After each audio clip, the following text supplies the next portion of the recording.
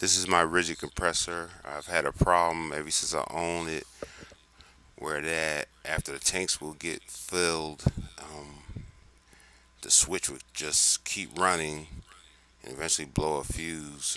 I'm also getting air from the unloader underneath the switch, so I think the problem is the check valve. The air was coming through the unloader here. The unloader right there under the switch there, it was leaking. So that's telling me the check valve down on the tank. There's the check valve right there. I've taken it out.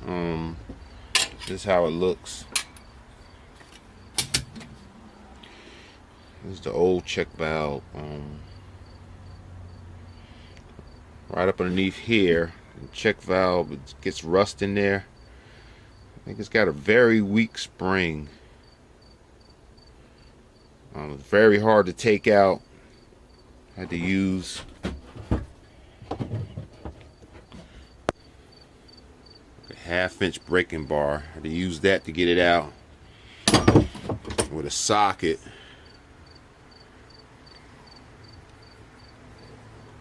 Yeah, I've heard people say they had to cut it out and retap this hole because of the rust.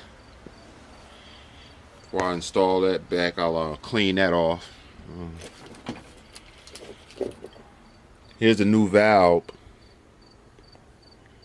It's not an exact fit. Only thing that's exact fit is the bottom, where it goes into the tank. Had to go to the hardware store and buy the top pieces. As you see, there's a very big noticeable difference between the two. This copper tubing leads down, this part leads down to the check valve. I had to cut it off because of the pressure fitting. The newer part, you see it is higher, it sticks up more. So it's okay that I had to cut that little bit off. Here's my new check valve with the new connections on the top. There's for the 3/8 pressure fitting right there. And down into the tank. Now for this tube here, this is the tube, goes from the check valve up to the unloader. The unloader is located underneath the switch, the off and on switch there.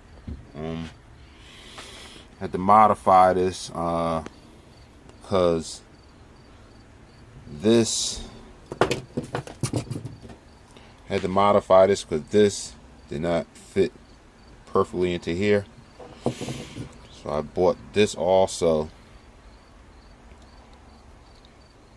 from the hardware store, which it has a quick connect for the plastic. Should work just as well. We need a little bit of thread sealant, such as this. And thread sealant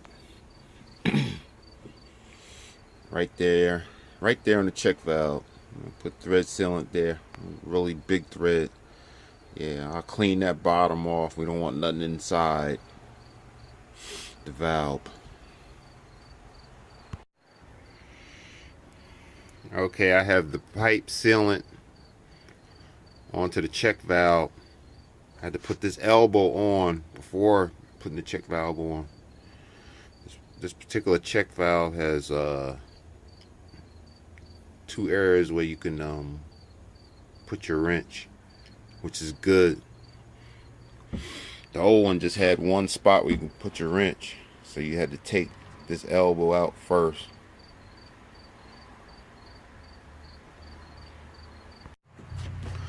Now these two connections to the unloader, both of these connections are push-ins.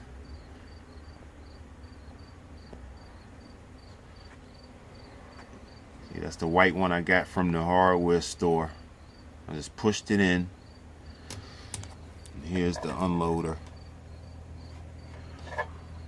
Right up top, right there. And that's a push-in. You disconnect by pushing this in. When you connecting, you just push it straight in.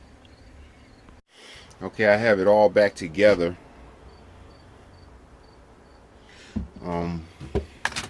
This cover goes over that part of the motor. Had to take it off to get to this. Take this off.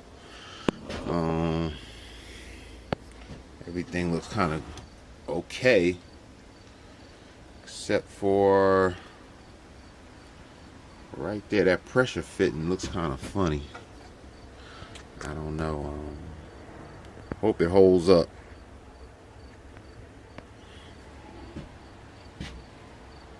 Okay, got the air compressor back together. Maxed out at 150.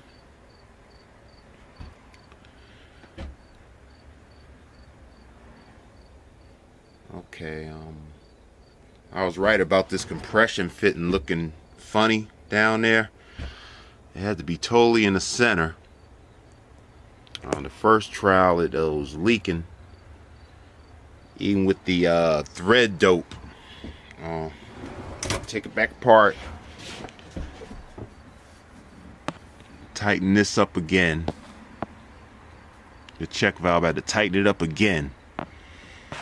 But hopefully the plastic piece here will hold up. It's subject to a lot of heat. This tube right here is real hot. It's very hot. But yeah, it's not leaking. I don't hear a sound. So it's fixed.